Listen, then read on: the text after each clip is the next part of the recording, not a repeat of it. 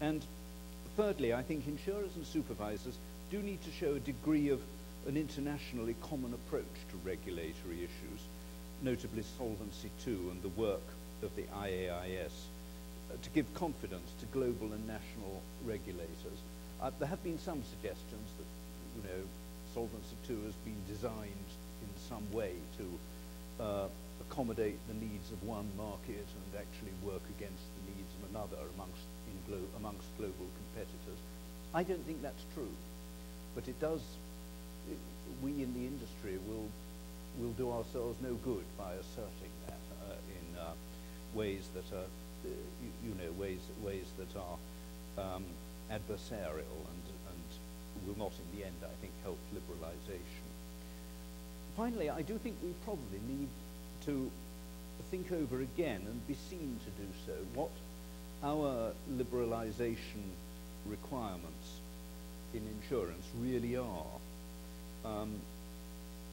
On my side of the Atlantic, this is a question that's actually been put quite starkly by officials at the highest levels of the European Commission, the EU's trade negotiators. They've pointed out that the Western model of regulated financial services provision can't really necessarily be taken anymore as, automatically superior, credible, and acceptable. Emerging markets may see better arguments than before for keeping a degree of so-called policy space, so that they and not liberalising so readily. So getting our case accepted is not actually going to be as easy as it was before the financial crisis. I think that's something which, in terms of negotiated liberalisation, we need to think about. And as insurers, do we actually have the same liberalisation demands in the same order of priority? Or if we were rewriting our lists of demands, would we slightly alter them? I think this is something we probably need to think about. It may be that the answer will be that our demands are exactly the same as before. Nothing has changed. But even if that were the answer, I think we probably have to show that we have thought about it very carefully,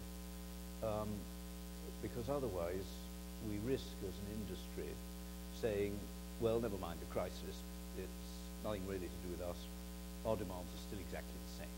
And that is unlikely to sound realistic to those to whom we put the requests. So I think